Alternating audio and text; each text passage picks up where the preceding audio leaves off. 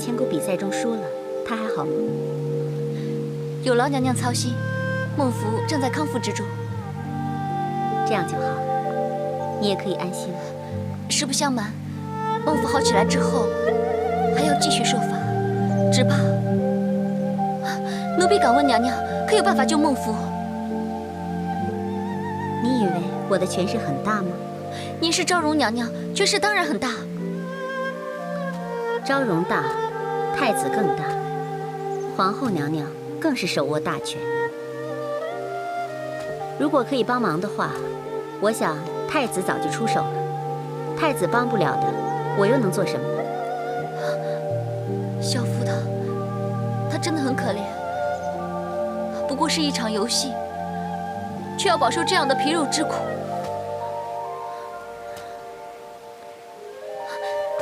娘娘，您向来足智多谋，求求你救救孟福吧。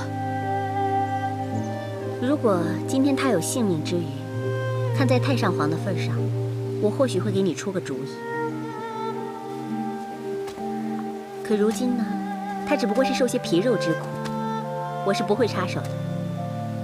你要知道，在宫中受苦就是良方，主子气消了，就不会找你麻烦。可是，我真的不能看到妹妹受如此大的痛苦。你真的不可以看她这样吗？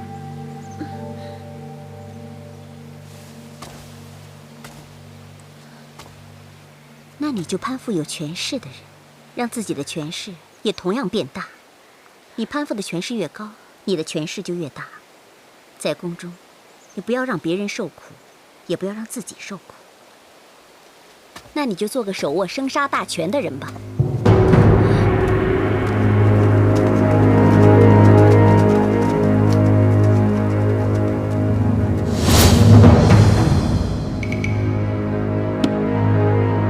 生杀予夺，乃天子之权。朕曾经翻手可杀万民，覆手可救苍生。只要大权在握，朕即天下。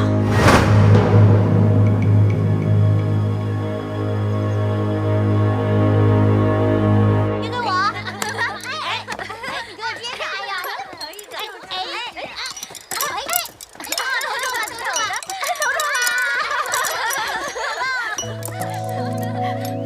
来，再来一个！再来一个！好，来！我就是。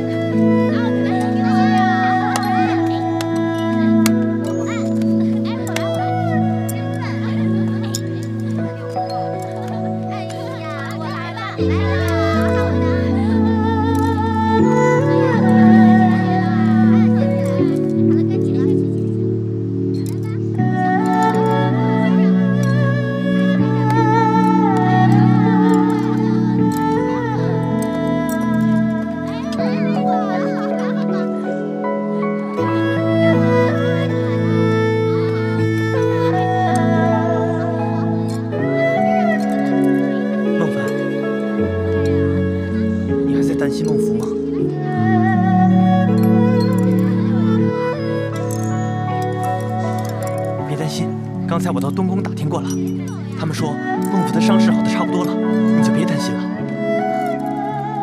刚好起来，又要受刑，就好像伤疤要被揭开一样，撕心的痛。真的是很痛啊！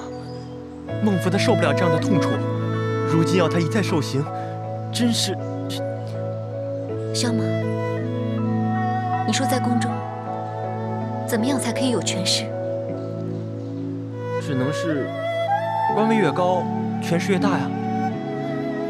9品是正2品，权势也算大了吧？那当然。你问这干嘛？昭容娘娘说，要救孟府，就要攀附有权势的人。攀附权势也不易呀。昭容娘娘位列2品，有权有势。可是你别忘了，贵淑贤德四妃位列1品，权势就更大了。而皇后娘娘乃6宫之首啊，母仪天下，权势大的不用说。哦，还有皇上呢，皇上乃是天子，权倾天下。究竟我们要攀附到什么时候，才可以攀到真正的权势呢？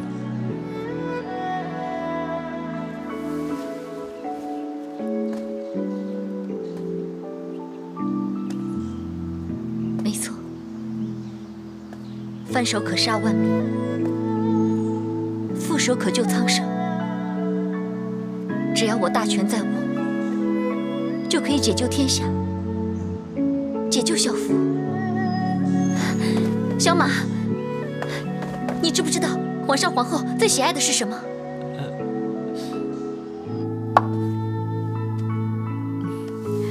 来，过儿啊，这是天竺国使臣给母后送来的美颜膏。听说呀，只要每天早晚涂一次，就能使皮肤美艳娇嫩，永远像小姑娘那样。谢母后。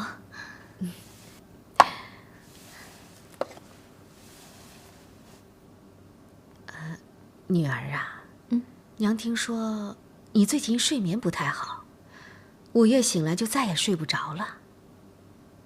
母后连此等小事也知道。你是娘的女儿，娘当然知道。有什么心事啊，跟娘说说。谢母后关心，儿臣没有什么心事。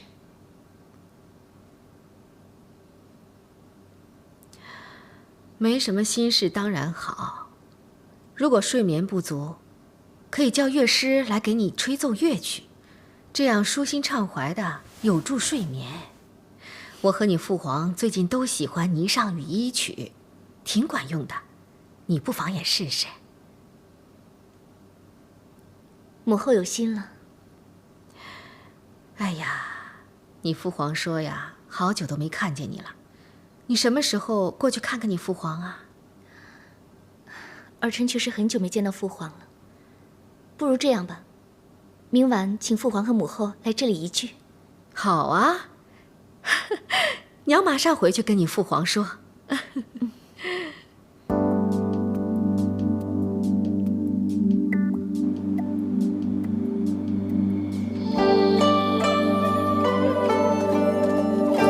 这块地契就在姑姑的老家沧州，等到姑姑告老还乡之后，就可以安享晚年了。你小小一个宫女，倒也富贵，看来当年在太上皇面前得了不少好处吧？那事情没有问题吧？没问题，报皇上皇后愁眉舒展，龙颜大悦。我也想在离宫之前啊，让上一局在皇上皇后面前留下好感。那就有劳姑姑了。敬好，敬父皇。来，父皇。我知道您最喜欢吃掌中宝这道菜，是我特意让御厨教我做的，您尝尝。好，父皇马上就来尝尝这道掌中宝。好吃吗？好吃，果儿真有孝心。好吃就多吃点啊！好，别费了女儿的一番心意。母后，那你也请享用吧。母后自己吃。好吃。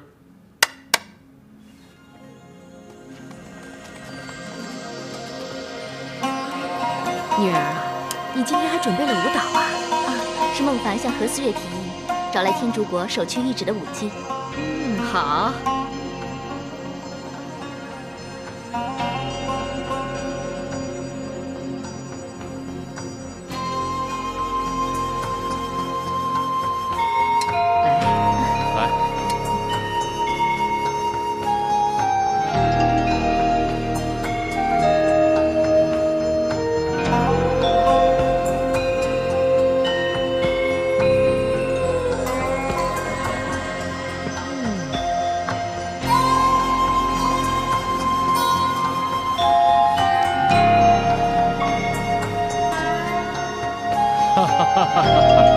真不错。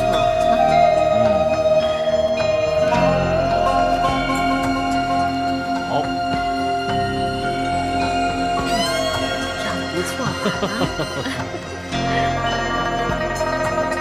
怎么样？不错，不错，好看吗？舞姿优美，搭配的天衣无缝，看出一片孝心呐。是啊，女儿真有心呐。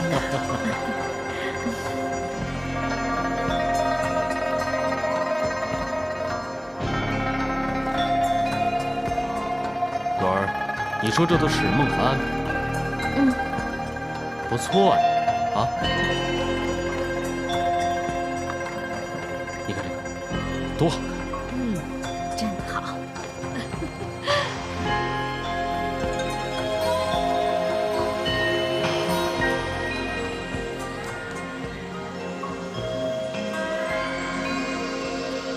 好。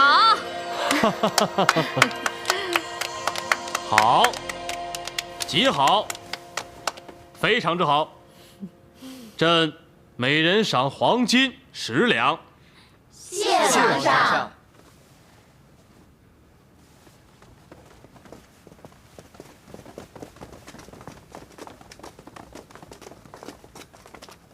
既然是孟凡提议的，那功劳可不小啊，就赏黄金50两吧。好。皇上，皇后娘娘，奴婢斗胆，有个不情之请，奴婢不需要黄金。那你要什么呀？奴婢的妹妹孟福，因为在千古比赛中输了，被杖罚50。上一次已经杖罚了30余杖，因为体力不支而晕倒，休养了很多天才恢复。奴婢恳求皇上、皇后娘娘可以赦免剩下的10余杖，因为奴婢担心妹妹这次撑不下去。原来是这等小事。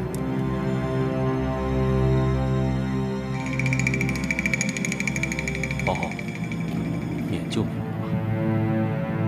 免吧，免吧。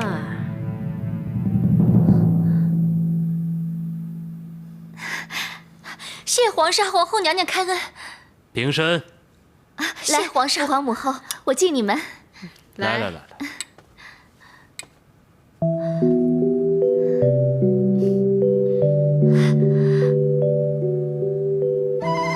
真的吗？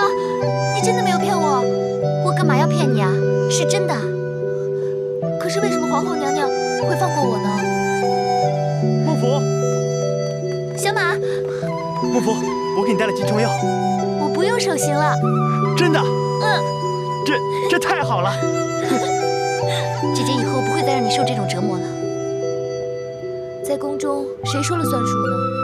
就算太子说话算数，到最后，我还不是逃脱不了杖罚。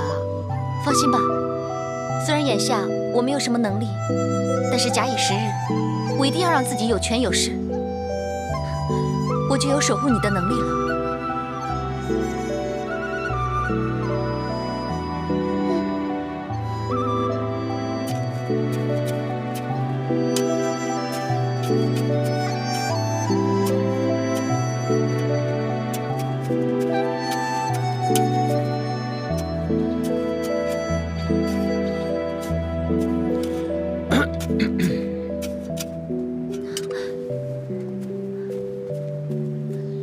奴婢参见皇上。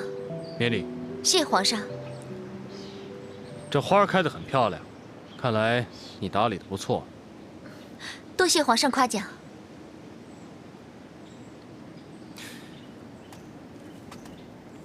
这铁树不是已经枯萎了吗？怎么又发出如此茂密的嫩芽？皇上，这都是孟凡的功劳。你竟然可以令他起死回生？都是托皇上的鸿福。人们说，铁树的盛衰预示着栽树人的运气。如今这棵铁树可以重新生长出嫩芽，代表着皇上福上添喜。快跟朕说说，你到底是如何让它起死回生的？朕非常喜爱这棵铁树，一直悉心照料，可是不知道是方法不对，还是哪里出了错。自从它进宫之后，便日渐枯萎，接着就发生了天灾。铁树本身是喜热怕冷，在京师这种地方是很难生长的。只要在根部放一些铁屑，就可以令它起死回生。就这么简单？就是这么简单。他日这棵铁树开枝散叶，那就代表着皇上的江山，国泰民安，千秋万代。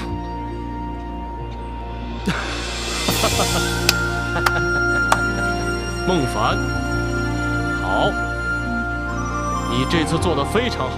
要什么赏赐？你说。奴婢上回已经得到过皇上的赏赐，奴婢不敢太过贪心，奴婢只求这棵铁树起死回生之后，皇上的江山可以风调雨顺，国泰民安，奴婢就于愿足矣了。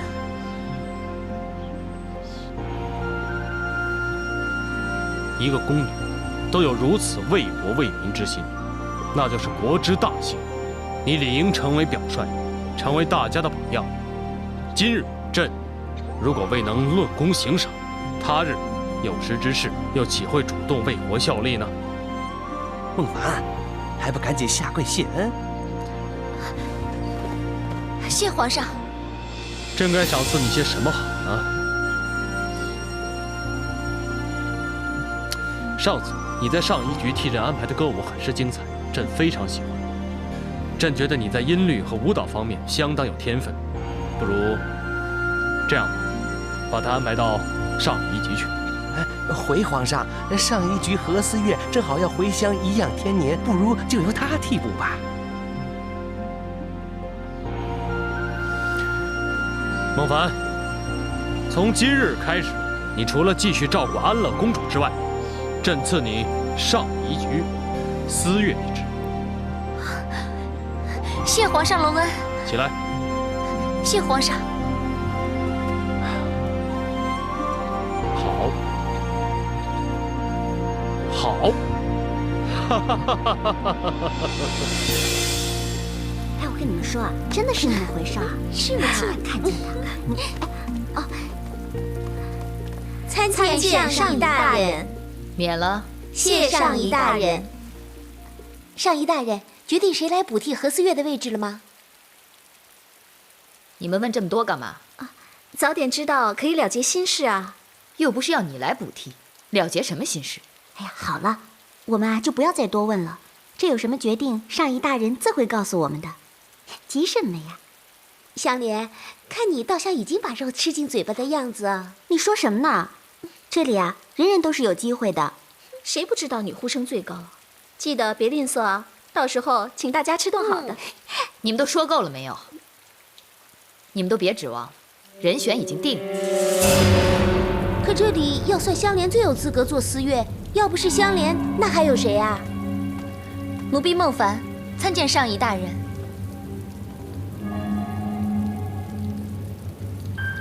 奴婢是奉周公公之命来拜见上仪大人的。周公公已经通知我了，你是来接替何思月的吧？以后还请上仪大人多多提点。你都擅长什么乐器？实不相瞒，奴婢对音律只是略懂皮毛。那你为什么会当上思乐呢？是皇上要奴婢来的。皇上，怪不得他上次收买何思月，在御前表演《霓裳羽衣曲》，原来就是为了奉承皇上。看来他早就觊觎思月这个位置了。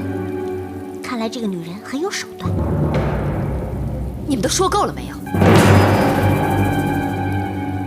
既然如此，那你就先行认识一下她们。这是香莲，是这里最能干的宫女。这是水云，这个是秀蝶。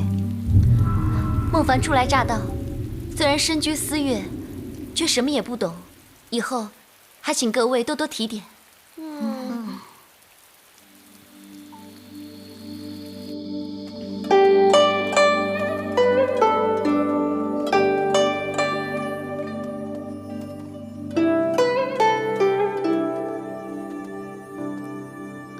这里就是教房了吗？是啊，这里就是内教房了，主要是管理教习宫廷音乐、指导艺人的地方。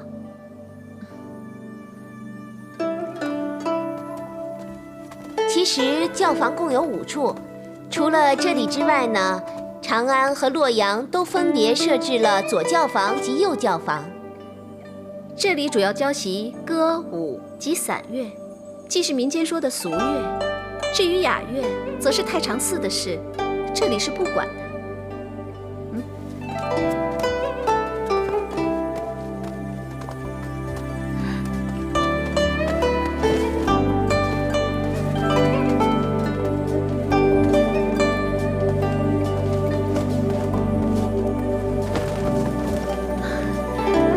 这里就是宜春院，听说能够进宜春院的人很少，所有重要的角色都是由他们负责演出。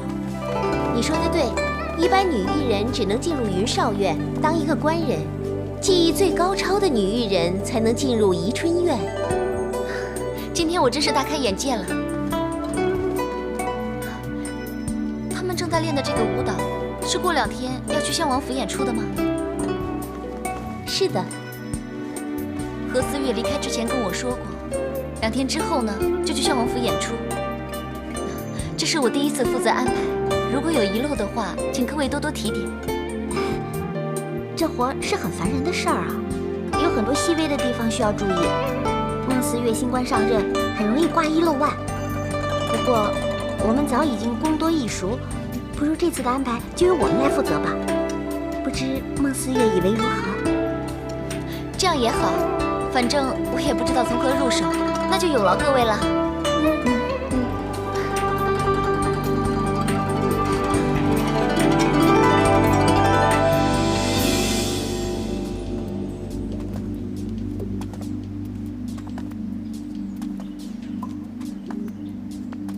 郡王爷，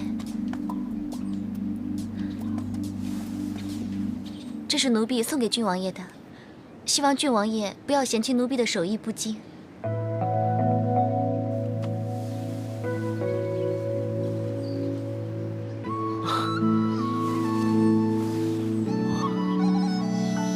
太好了，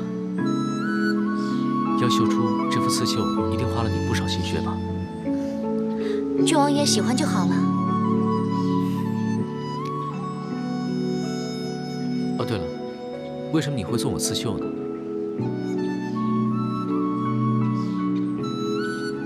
是想用这个来报答我送给你的那张地契吗？那可就便宜你了。郡王爷不问缘由，就帮了孟凡这个大忙。孟凡铭记于心，一块刺绣，只是聊表谢意罢了。本王并非不问情由，而是觉得不必问。本王相信你做的一切自有你的道理。郡王爷，孟思月，那些舞姬乐师还没来，可是宴会就要开始了。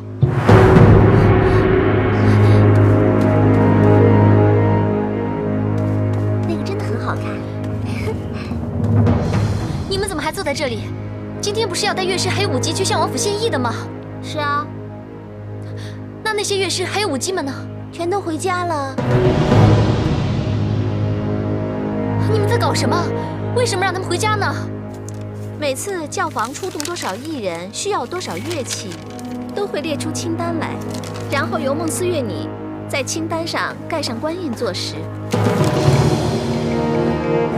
如果孟思月没有在清单上盖上官印，这万一在表演时候出了什么岔子，可是要负责的，我们可担当不起。你们为什么不早点跟我说呢？我们怎么知道你连这点基本规矩也不懂？何况我们又不知道你身在何方，这想说也说不成了。我不是已经跟你们说过，我会先去襄王府打点一切的吗？我可没有听说过孟思月您去了襄王府啊，你们听到了吗？没有，没有。你们这是存心陷害我，到底我哪些地方得罪你们了呀？孟思月，瞧你这话说的，我们这些不懂八戒奉承的宫婢，注定被人骑在头上，又怎敢去陷害别人啊？你们这是什么意思？意思还不够明白吗？我们3个人都是出自宜春院，百里挑一，千里挑一，万里挑一的1等艺人。我们每人最少懂10种乐器，在御前献艺不下100次，但结果得到什么？就是一个马屁精。会耍手段的人来当我们的四月，骑在我们头上耀武扬威。哎呀，我真是后悔，当初就不应该不眠不休的去学什么音律啊、舞蹈啊，应该学怎么样拍马屁。就是。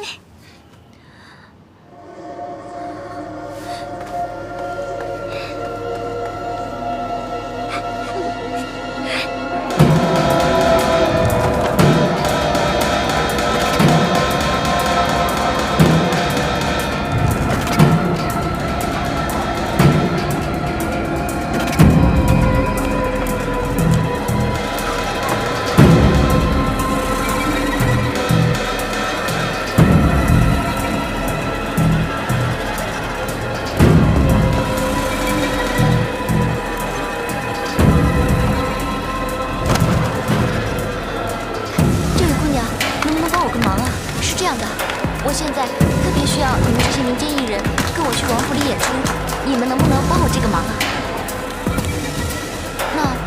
那你可不可以帮我找一下其他的人呀？我真的特别着急，我不付你们钱的。那要不是知音呢，就枉费车间了。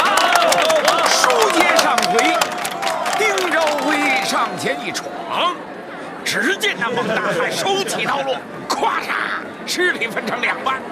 那江也还是要跟我走。哎，马家，嘿，这个人呐，40几岁年纪，他的这个身材啊并不高啊，长得还挺瘦。哎，那2只眉毛啊，就跟这秃毛笔似的；2只眼睛呢，枣核一样；鼻子长得像大蒜；那2只耳朵呢，长得跟这猪耳朵差不多。你说这人长成什么模样？他头戴金盔啊，骑着马耀武扬威，趾高气扬，面有傲色，那嘴都撇得好我感。玄德看上这是一公道呀，说我是安西县尉刘玄德，迎接大人来迟，回内有毒把马勒了，他没有打玄德，嘿，连看都没看。他转过脸来，他身边的那个亲随说：“安西县城距离此地尚有多远呢？”林大爷，如此仓促之间，你还可以让我看到这么丰富的民间协议，实在是令本王刮目相看。郡王爷，您就不要笑奴婢了。不过说真的，就凭你的才智，只是担任一个司乐，实在让本王觉得大材小用。可是奴婢新官上任才几天，今天差点吃不了兜着走，以后的日子还真不知怎么熬过去呢。吃得一回亏，就学得一回乖。不上高山不知平地，等你登上高山以后，手握大权，那个时候他们就不敢对你怎么样了。孟帆只希望可以救天下，守护小福。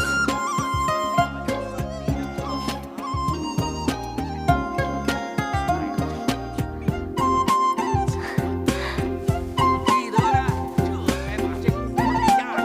哥几个没办法，只好跟着后边跑吧，延长黑德心里那个气。真是太不像话了！是啊，哪有这样的？几位代诏师傅，你们这么快就把曲练完了？我们今天不练了，对，不练了，不练了，不练了。为什么？到底发生什么事了？为什么？你自己去问问那些丫头吧。我们走，自己去问。走走走走走。太不像话！你们别走啊！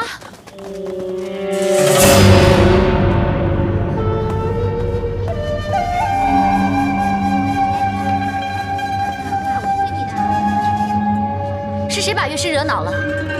你们知不知道这样会把练习搞砸的？这新官上任只是几天，便等不及要向我们端一副臭架子来。哼，就是小人得志，真叫人受不了。我只是想弄清楚而已。这里怎么这么乱啊？我知道了，一定是你们没把这里整理好，所以惹得乐师生气了。我们这一大早可有很多活要忙，哪里腾得出那闲工夫来呀？可是我刚才并没有看到你们在忙啊。参见上仪大人。我可没心神来多管你们这些琐碎是非，统御他们，分派日常差事，是你的职分。如今所见，你显然无法好好履行这个职分。你作为司乐，竟然领导无方，无以服众，这只能证明你不足以胜任。上医大人，上医大人，这是犯了哮喘，哮喘病，这是大人的老毛病。快，上医大人，上医大人，上医大人，大人，慢点啊，慢点，快走。哮喘。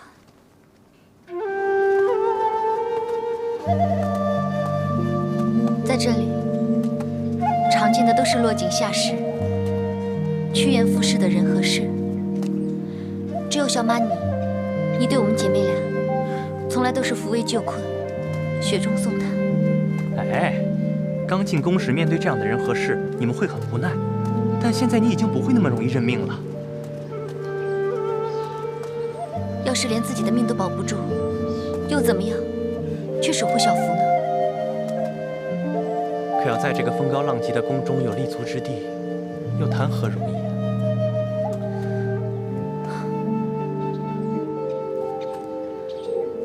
想要守护小福，守护朋友，守护天下人，那必须要有权有势。可是我现在连上一局那几个宫女也不能收服，还被他们整得好惨。哎，小帆，你可以去求助一个人。什么人？上时局的云霞姑姑。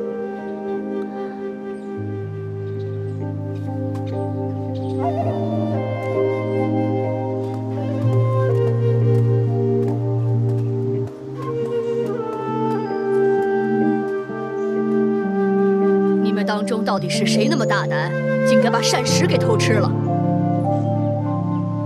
既然没人敢出来挺身认罪，云霞，你身为掌膳，应负重要责任。如今我只来问你，你给我一个交代。是云霞管教无方，云霞甘心领罚。你看看，你们的云霞姑姑对你们是多么爱护。你们就忍心看着他带你们受过吗？我给你们最后一次机会，如果还没有人出来认罪的话，我就把你们一起治罪。上师大人，都是我的错，你要罚就罚我吧。不是我，真的是我。丹华，你为什么要替我认罪？上师大人，是因为我一时嘴馋，所以我才偷吃了一颗四喜丸子。不是，是我，不是他，真的是我。算了算了，你们起来吧，你也起来。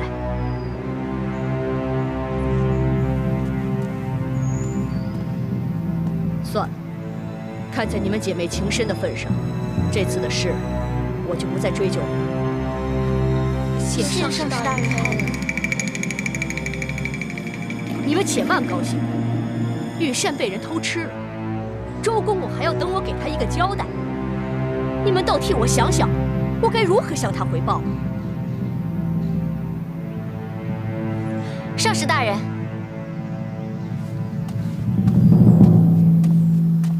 孟凡，你来了。上师大人不用担心了。你有好办法吗？上师大人大可以跟公公推说，那道菜是做来给公公试食。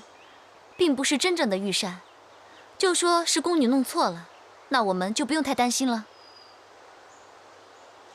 虽说并非上策，但仓促之间，也只好将就着蒙混过去了。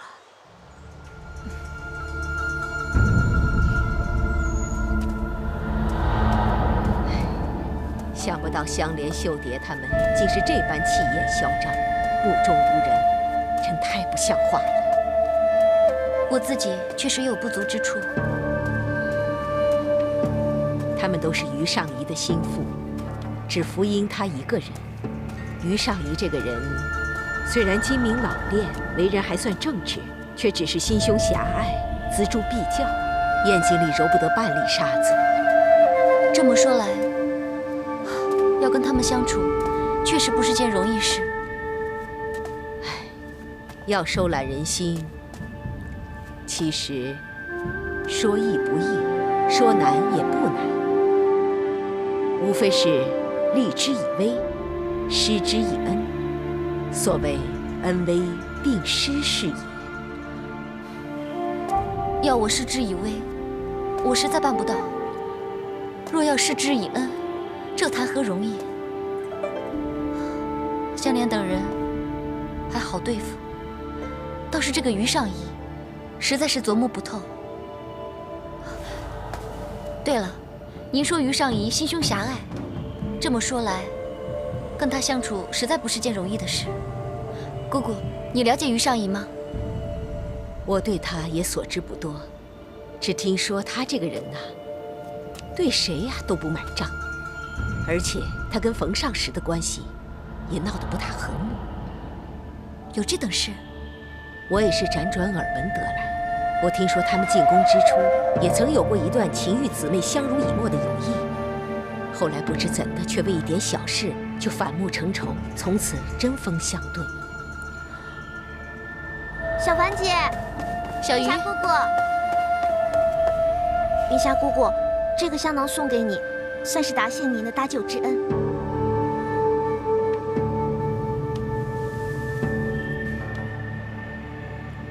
你以为这点小恩小惠就可以抹去你的罪状吗？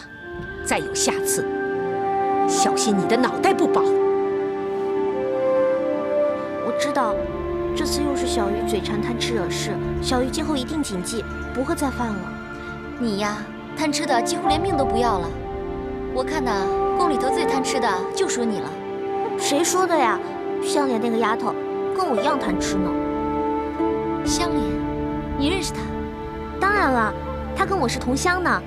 她呀，还一直羡慕我在上食局，说我可以进厨得食，不像她在上仪局，还常常向我抱怨他们的食供啊，比我们要粗陋得多呢。宫里各宫局的食供，不是一向有内侍省分配的吗？这一切说穿了还不简单，无非是关系作祟罢了。于上仪向来跟内侍省有些过节，内侍省自然私心自用，厚此薄彼了。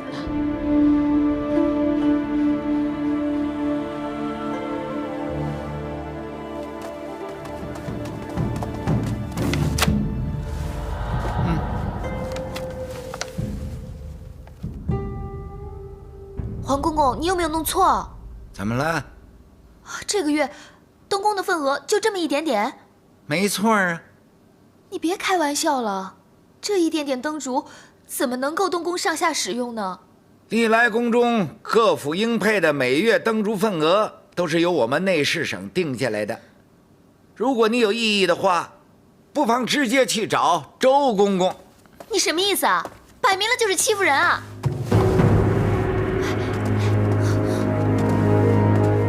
小福，干嘛跟黄公公动气啊？姐姐，你来的正好。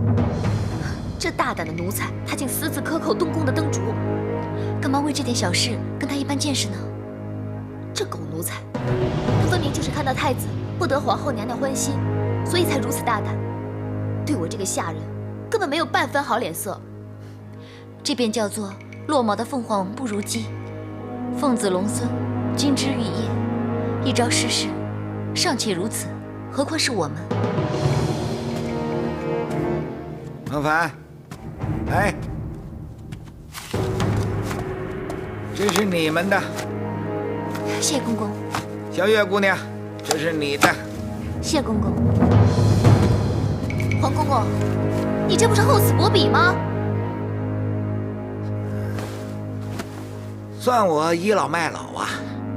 我劝你一句，你还是先学会识时务，安分做人吧。你，小福，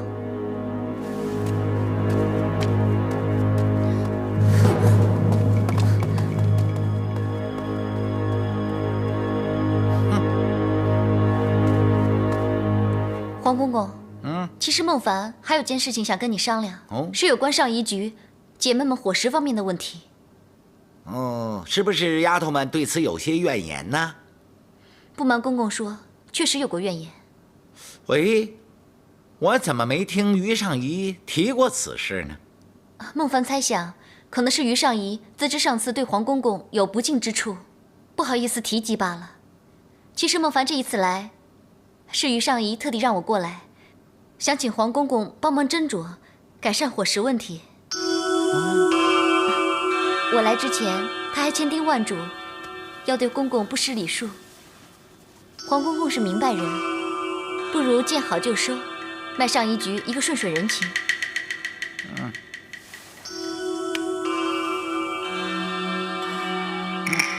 没问题，这事儿包在我身上。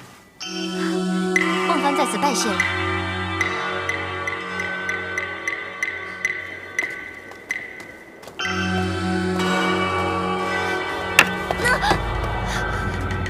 岂有此理！我招谁惹谁了？连小狮子也欺负我。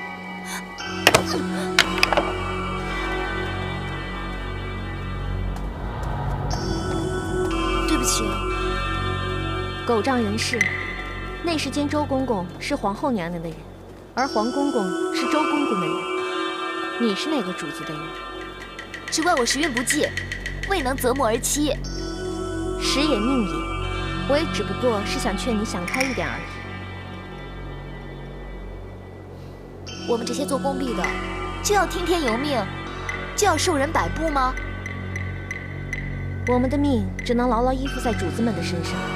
主子一天不得势，我们又怎会有熬出头来的一日？除非你能扭转乾坤，让不成气候的主子成大器，手握大权。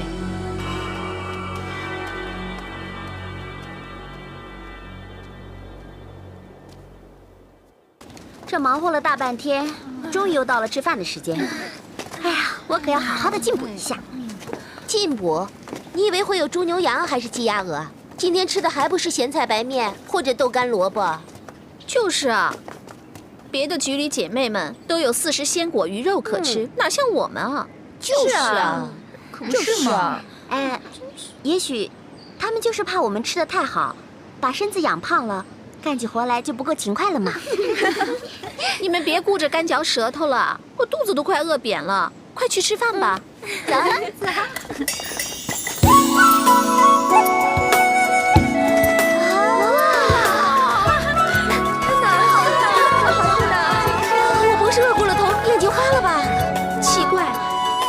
不是3节2寿，怎么菜肴这么丰富啊？哎呀，别说了，别说了，咱们快坐下吃吧。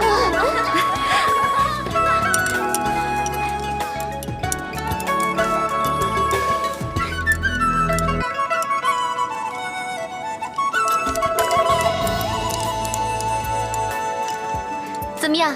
今天的菜好不好吃啊？好吃。我明白了。原来是有人从中做了一番手脚啊！没错，我的确是跟黄公公托过人情。原来如此啊！看来是有人在向我们讨好卖乖，以为这些小恩小惠，我们就会感谢他。姐妹们，你们可不要上当受骗啊！这可叫我们有点领受不起了。哎呦，我忽然觉得肚子疼，先不吃了。哎呀，我也疼。是啊。哎，你们别走啊！这是我精心调配的菜，不吃会饿坏肚子的。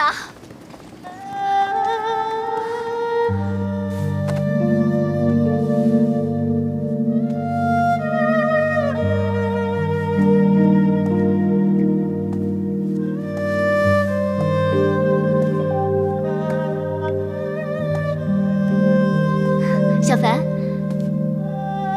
你从上虞局回来了，快来帮我看看，这匹是父皇刚赐给我的贡丝，手工如何？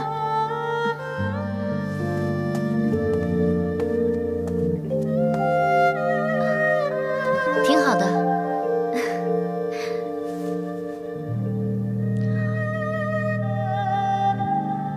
你怎么了？莫不是上虞局的差事太多，把你累成了这副样子？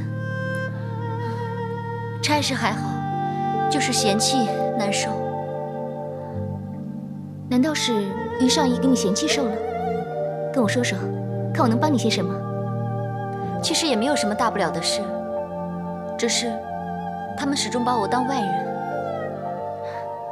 这也是没法子的事。你跟他们本来就不熟嘛。听说那个于上仪好像很难套交情的，他是一个性情偏激的人，依我看。他之所以处处针对于你，恐怕是顾忌着你得到了父皇提拔，生怕你终有一天会威胁他的地位。如果他真有这样的想法，就算我再怎么示好，再怎么忍让，他都不会接受我的。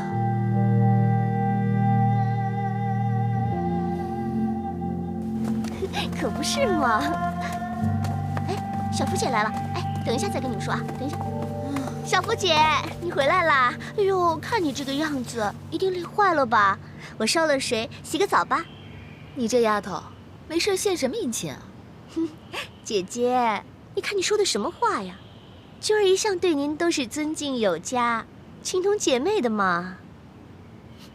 我真的好佩服你，你说这话也不知道害臊啊？是不是有求于我啊？说吧。姐姐是这样子的，我知道小凡姐被调到上仪局当司乐，君儿呢只是想让小福姐在小凡姐面前替我美言几句，也把我调到上仪局去呀。当初我被派到贵妃娘娘那儿的时候，你不也是摆这种肉麻的嘴脸来面对我吗？之后我被派到太子府，你就变了一个人似的。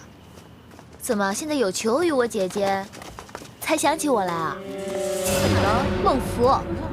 人情留一线，日后好相见。你又何苦把这话说到这份上？有这个必要吗？对你这个墙头草就有这个必要。想让我帮你说情是吧？你别做梦了！好，这个臭丫头，你现在所抱的这个主子，只是皇后娘娘一个不高兴，随时就可以被废掉。主子尚且如此，你凭什么盛气凌人啊？我就是盛气凌人！你打我了！别打我！你别打！就打你！我跟你滚！全都给我住手！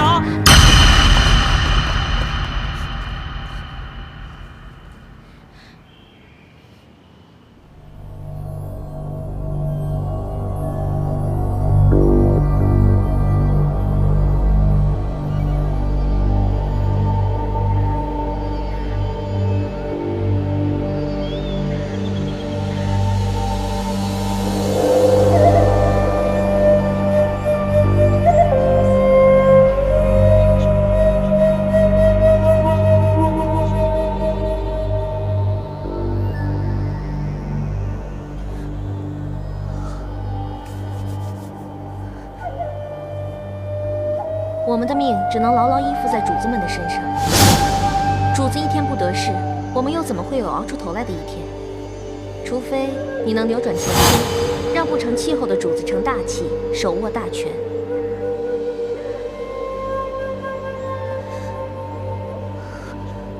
无论如何，我一定要扭转乾坤。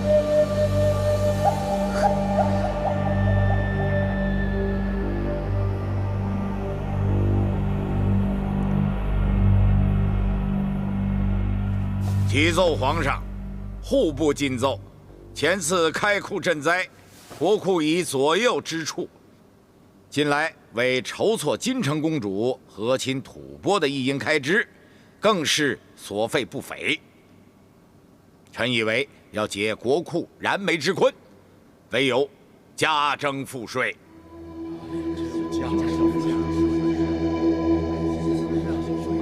加征赋税，此事关乎民生大计，事关重大，务必要慎重考虑。众卿家有何高见？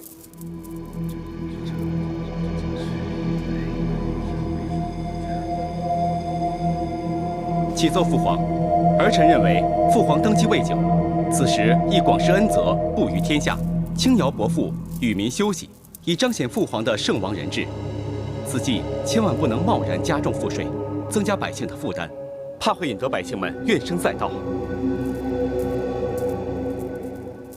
那么，不加赋税，太子你有何妙策，以济目前国库窘急呀？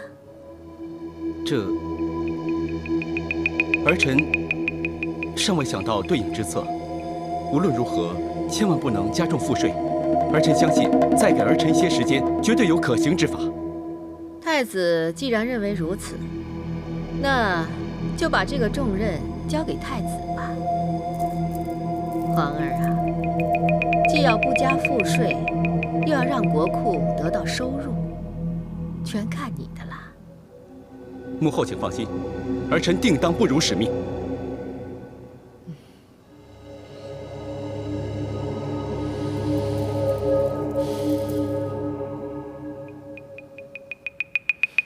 怎么样，我这招高明吧？高明，高明啊！那小子一定急得像热锅上的蚂蚁，团团乱转呐！谁让这小子不知好歹、咎由自取的，在满朝文武面前大言不惭，说什么不加赋税也能增加库收。哼！如果到时候他交不出来，看我怎么治他的罪！哼，我看他呀，他也只能加征赋税，增加了税收，必大失民心。到那时候，百姓怨声载道，我们就把责任全部推到他身上。这样一来，王后想废他一事，那岂不是轻而易举呀？哎呀，话虽如此啊，可是这小子跟太平公主连成一党，跟项王父子也是颇有一定的感情啊。要真想废掉他，还真得费一番功夫啊。各位卿家，本太子此次找你们前来，是为了增加国库收入一事，想与各位商议一番。回殿下，其实自古以来，国库之源均离不开以开征地方各类赋税为主，诸如田税、户税、关税、盐铁、市阙之税、杂税等等。好了，除了增加赋税之外，难道没有其他办法了吗？殿下，这别的办法当然不是没有，大都是缓不济急，而且纵有所得，亦只如杯水车薪呐。依你所言，这次岂不是本太子自讨苦吃，自找麻烦是吗？这知命者不立乎危墙之下。殿下明知皇后娘娘心存挑衅，仍然临危受命，虽然有些轻率，不过还是值得一赞呐。其实殿下大可效法太平公主，后退一步，忍耐3分，就不会有如此烦恼。好了，讲了半天，什么结果都没讲出来，都下去吧。臣等告退。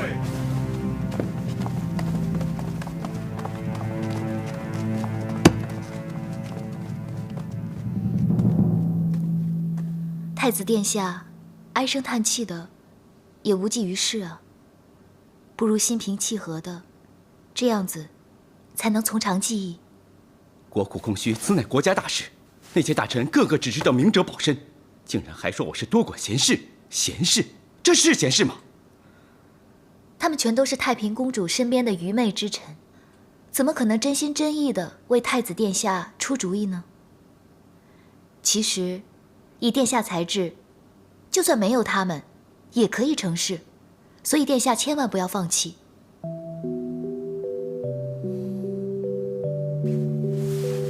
你说的有道理，我绝对不会放弃。可目前最大的难关，是要想办法增加国库的收入。先父从前是个武功，他曾经为不少客死异乡的突厥商人入殓安葬，知道他们一向以牲畜换取大唐的布帛绢增等物，带回突厥图利呢。你说的不无道理，可近年来我两国交战连连，这边关互市早已断绝许久。战争对许多人来说也许是场灾难，但是对很多商人来说，可是大好的机会。你的意思是，既然互市断绝，我国商人肯定会囤积不少的货物。如果此刻低价大量购入的话，到时候互市重开，退兵停战，那么殿下不就可以大大的赚一笔，充实国库了吗？可是突厥和我大唐何时会休兵，这没人说得准啊。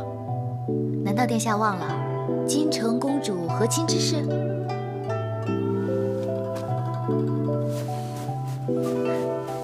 突厥连同吐蕃犯我大唐。倘若我与吐蕃和亲之事成行，吐蕃自会退兵。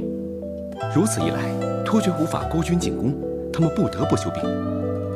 这么做，既能够增加国库的收入，又不用增加赋税。好，这个办法好啊！真有你的，王父，谢谢你。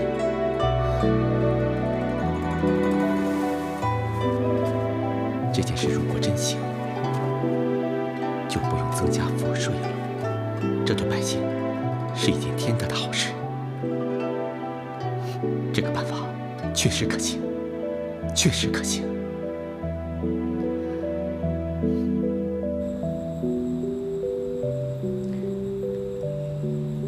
殿下英明，此计果然大妙。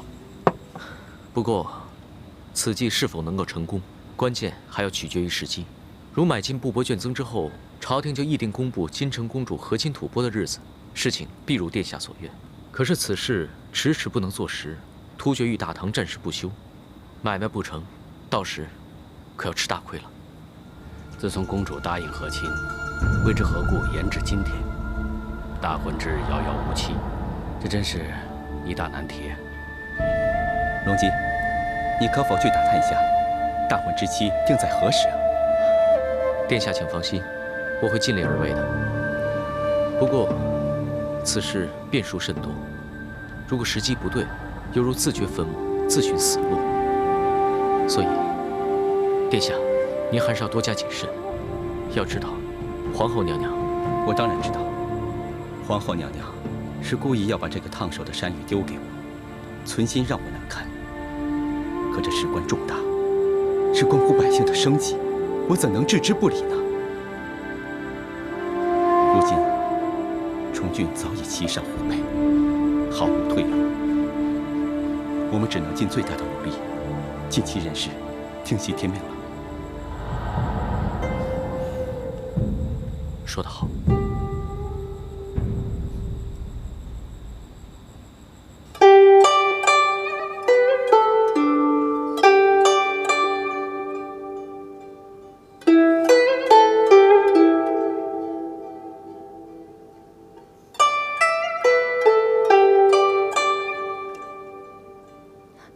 各位乐师辛苦了，不如先休息一下，用点茶吧。好，多谢。客气了，孟思月。自从你到任之后，教坊里不论丝竹管弦，都比往日打理得井井有条。因为这个，我们每天都练得非常来劲儿。是啊。这算什么呀？这些都是我们应该做的。喝好了没？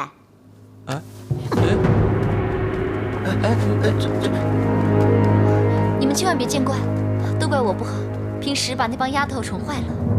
孟思月，那我们先告辞了。告辞，告辞。诸位乐师慢走。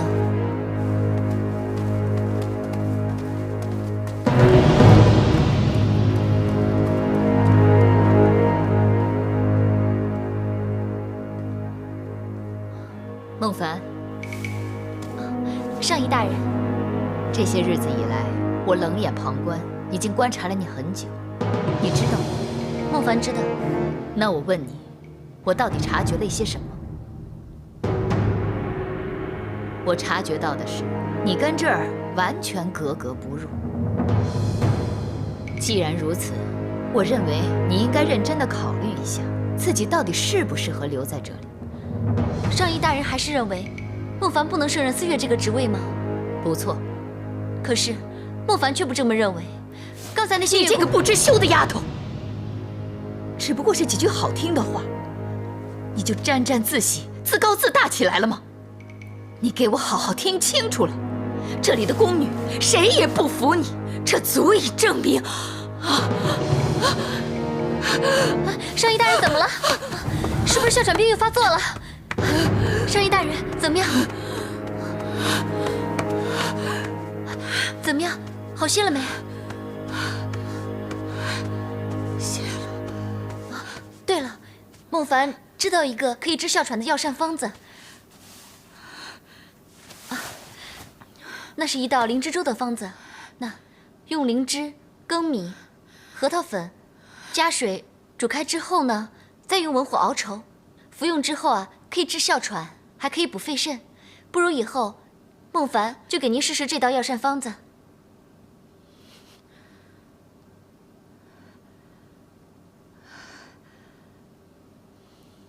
好，谢了。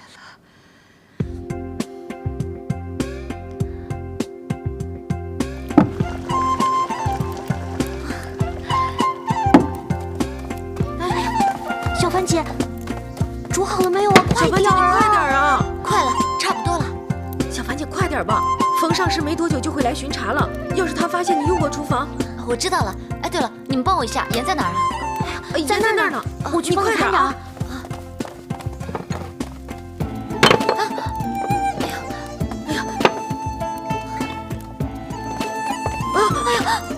呀，小番茄，你怎么把盐给洒了呀？一会儿你帮我弄啊。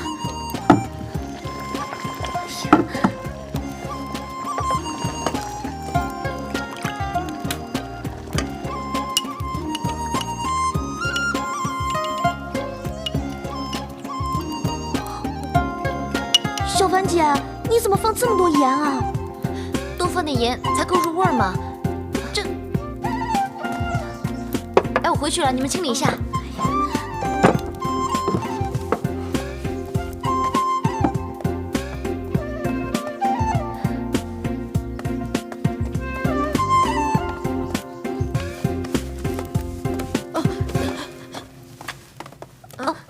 上士大人。怎么回事？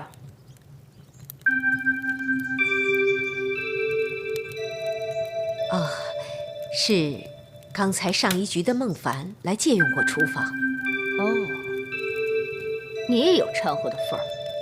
他借厨房干嘛？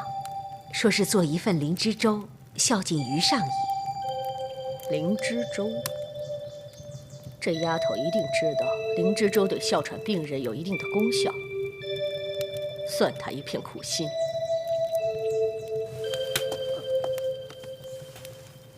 哦，这个是刚才孟凡煮粥的时候不小心把烟罐打翻了。你说孟凡往粥里放了盐？是啊。放了多少？放了这么多。什么呀？哎呦！快收拾！怎么回事啊，小鱼？不知道啊。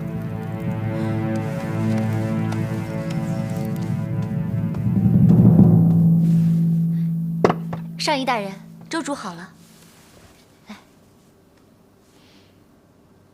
这就是你煮的灵芝粥啊。果然有灵芝的香气。快点趁热喝吧。等等，这粥吃不得。冯上师，什么风竟然把你给吹过来了？这么多年没见，你这臭脾气似乎一点没改。对，我可不像你那么投机钻营，自然也不及你在宫中那么吃得开。你到这里来，到底是为什么？我来，是来看看你到底病死了没有。哼，那真要谢谢你的关心。放心，我还没病死。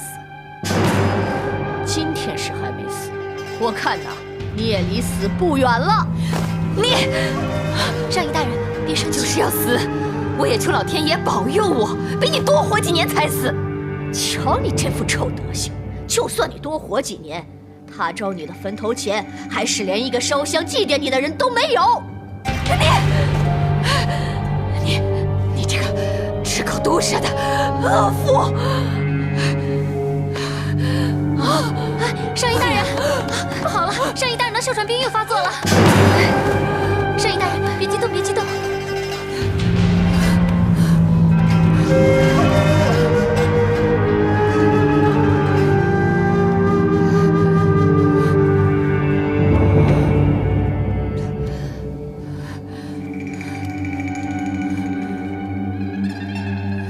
怎么样，好些了没？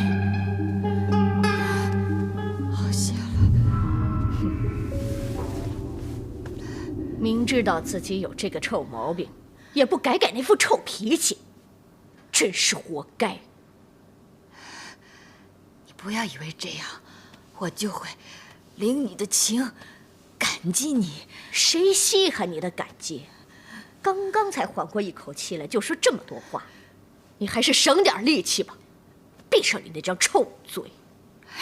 你，我偏不听你的，你能把我怎样？啊！别激动啊！别生气。还有你，说到这里，我还没有教训你。你可知道，患上哮喘病是不宜吃太多盐的，否则会加重病情。奴婢知罪，奴婢不知道，原来如此。幸好冯上师及时赶过来，救了上仪大人，救了奴婢，奴婢感激不尽。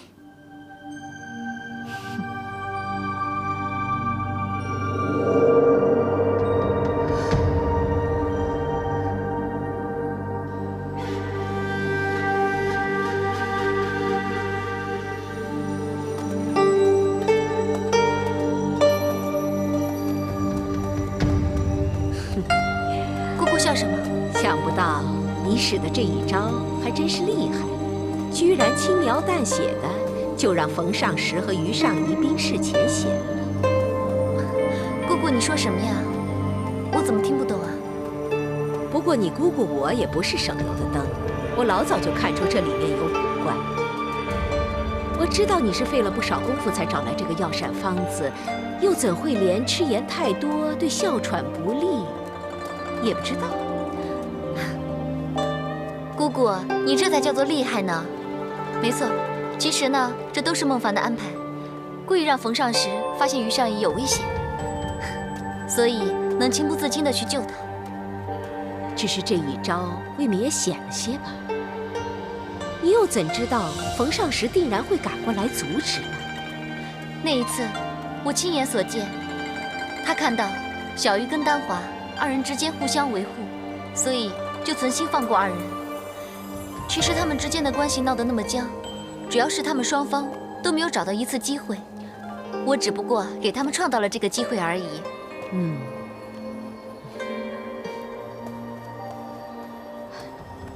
从今往后啊，你在上虞局的日子也会好起来的。但愿如此，我还真的希望好过一点，这样的话就可以轻松一些了。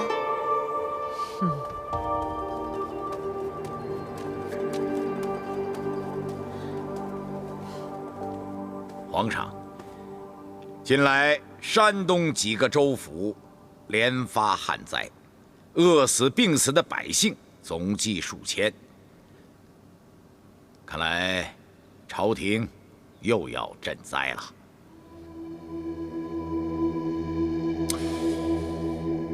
国库空虚，如何赈灾？皇儿，充实国库一事进展得如何？启禀父皇，此事已在进行当中，只是需要一些时间方能见效，还请父皇安心等候。真的吗？皇儿啊，安心等候。你要知道，多等一天，这山东、河北的老百姓要多死多少啊！哎呀，如果你没有办法，就说出来吧。我想，在朝的文武百官是不会怪罪于你的。到时候要是灾情扩大，无计可施，那我和你父皇就没有办法维护你了，是吧，皇上？皇后所言极是啊。母后请放心，重俊要是不能顺利完成此事，重俊愿去太子之位。太随意了，不能这样儿戏。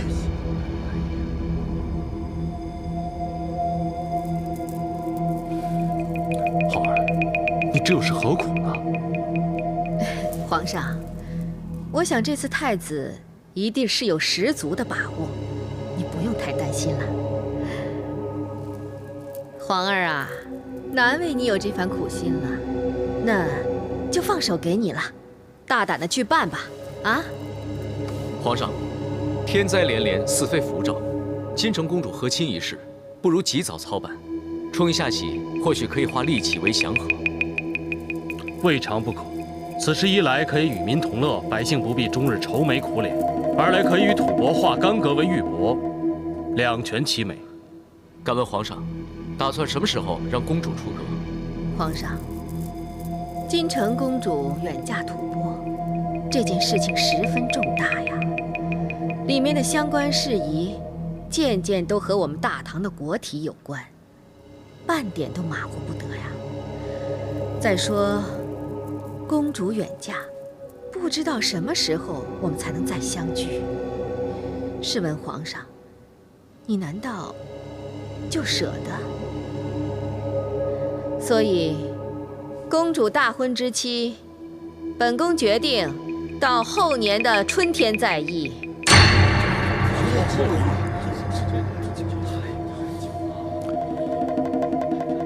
真要这么久吗，皇后？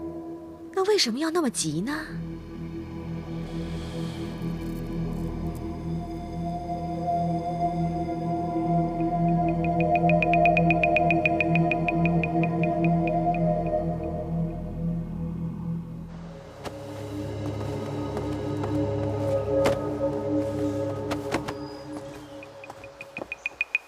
围山9人，功亏一篑。胜负之事尚未可知，太子殿下，我们还是有机会的。3年之后，这些布帛丝绢，就像肢残粉退的女人一样，无人问津了。你说，我们还有机会挽回吗？太子不是说过，你已经骑上了虎背，没有退路了，只能尽其人事，听其天命吗？隆基不也说过，若是真的时机不对，犹如自掘坟墓，自寻死路一样。韦后正笑着，等着为我收尸呢。不到最后一刻，一切胜负还未可料定啊。恐怕已经是最后一刻了。此言尚早，要不赌一把？赌什么？一个馒头。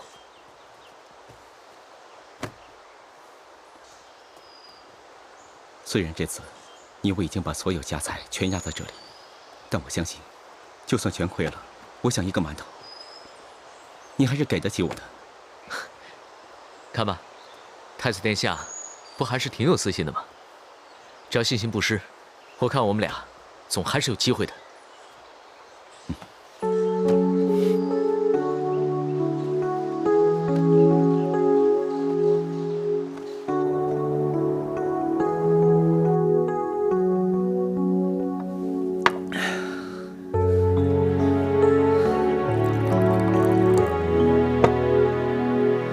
殿下，别再喝了。你就让我喝个痛快，喝到醉死好了。你说，我现在除了借酒消愁，还能做什么？无论如何，天无绝人之路嘛，事情总会有转机的。奴婢实在不想看到你这个样子。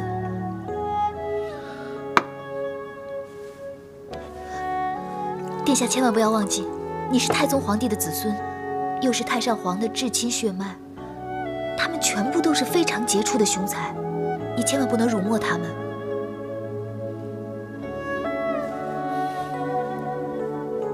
还有，你是大唐未来的皇帝，你登基之后还要处理很多事，日后还有大大小小的事等着你去处理，你怎么可以因为这些小事而被击垮呢？富儿，你错了。这一次，我要是输了，就得赔上我的太子之位，我就一切都没有了，什么都没有了。你叫我怎么振作？你叫我怎能不羞耻？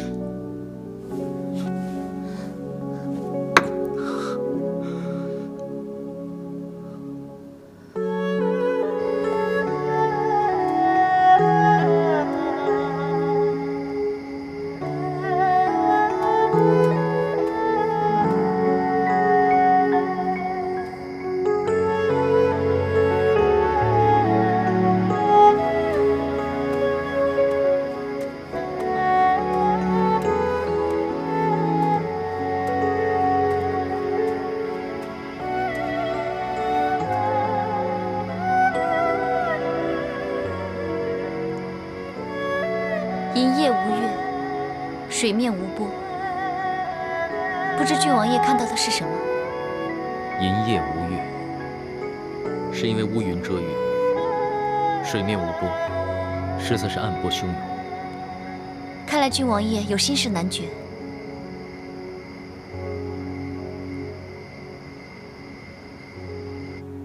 殿下，你就当福儿求你了，你听我说好不好？既然你知道前面已经没有退路了，那就应该把所有的勇气还有信心拿出来做最后的一搏啊！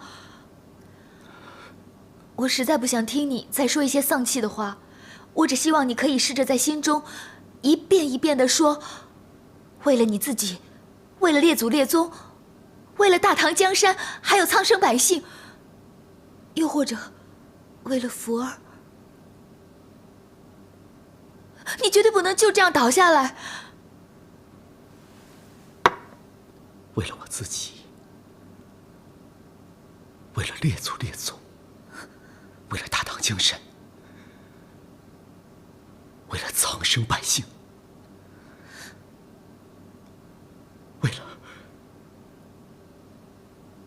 为了福儿。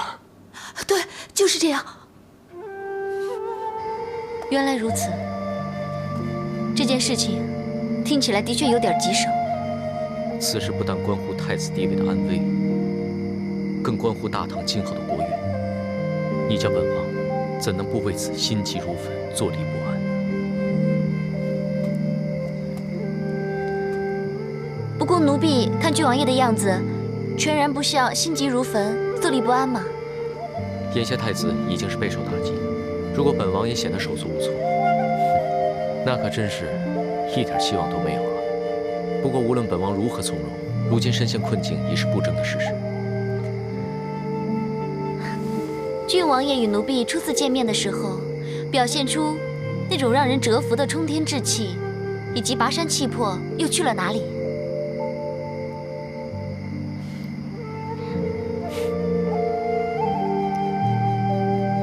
也许是离开这里，休养生息去了。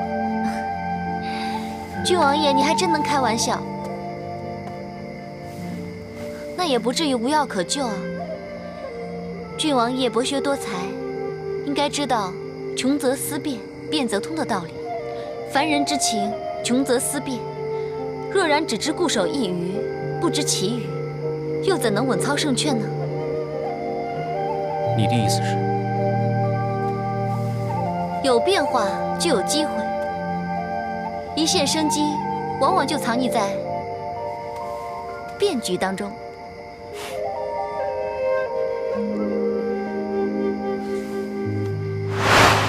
穷则思变，变则通。既然此路不通，那为今之计就是绕道而行啊。绕道而行。与其守株待兔，不如争取主动。我们一定要尽快把那些布帛卷增给卖出去，不管是卖到突厥还是西域，只要货物有价，何愁卖不掉呢？虽然不保证能赚到大钱，但是可以保住本钱啊。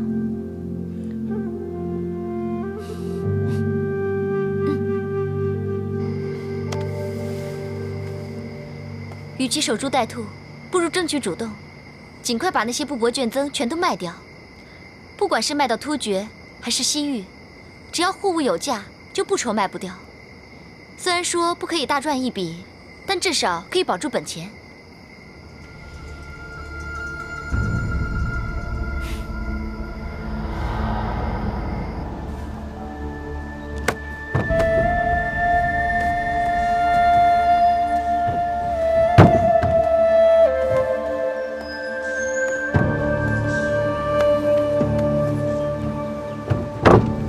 殿下，你已经想好了把这些货物送到哪儿吗？我已经决定了，与其坐以待毙，倒不如孤注一掷。虽然现在我大唐与突厥正在交战，可突厥的民间还是非常需要这批布帛卷增，更何况与我们交战的只是东突厥，所以我打算把这批货亲自押送到西突厥去。这样的话，就可以解决我们的燃眉之急。果然。看来我与太子殿下英雄所见略同，是吗？你也打算把货送到西突厥？不，殿下，我打算去的地方是吐蕃。吐蕃？西突厥与我并未交战，要把货物送到那儿还不算太危险。可吐蕃与我现在正在兵戎相见，你这么做，岂不是明知山有虎，偏向虎山行吗？哼，有道是，置之死地而后生。吐蕃虽然正在与我大唐交战，可其实在他的境内，各部族之间互相角力，所以吐蕃赞普才会遣使入唐请婚，其目的是想借我大唐之力，巩固其自身的势力。可如今母后已把大婚之日定在3年之后，吐蕃岂会善罢甘休呢？正因如此，隆基才要去吐蕃。吐蕃的物资其实并不富饶，如今我为他们带来如此大宗的买卖，既可以显示和亲的诚意，还可以充实吐蕃的物资。如此众多的物资，必然会让吐蕃赞普欣喜若狂，这对平息两国的干戈，实在是大有帮助。这样一来，突厥眼见吐蕃与我大唐共结秦晋之好，一来可以逼得突厥不得不退兵，二来亦可解决我国库的燃眉之急，可谓是两全其美。好，这个办法好，隆基，就这么办。走。哎，殿下，我们先不必带货物，先把交易谈妥，回来之后再把货物送去也不迟。为什么要这么麻烦呢？其实此策也并非是十全十美。万一吐蕃赞普当真对大婚之日极为不满，我们这样做无疑是送羊入虎口，搞不好最后是赔了夫人又折兵啊。有道理，还是你想的周到。隆基，此行你别去了，我一个人去就行了。太子位高任重，岂可？隆基，此行其实是暗藏风险。如今父皇昏庸，朝纲又被武三思和母后2人把持。说实在的，我这太子之位恐怕也做不长了。你才是我大唐社稷不可缺少之臣，我大唐怎能同时失去你我2人？可是，别可是了，临淄郡王，你有承行天下之志，万一此行本太子遭遇不测，匡扶大唐之众人，就委托于你了。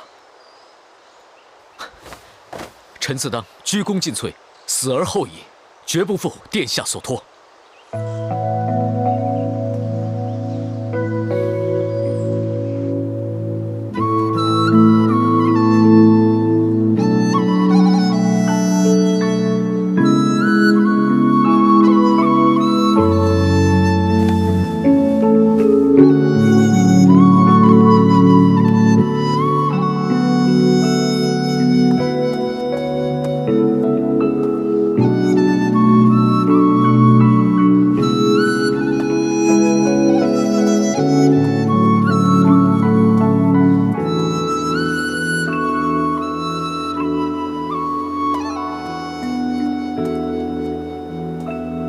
小福，你在干什么呀？姐姐，我在为一个人祈祷。是谁能有这么好的福气啊？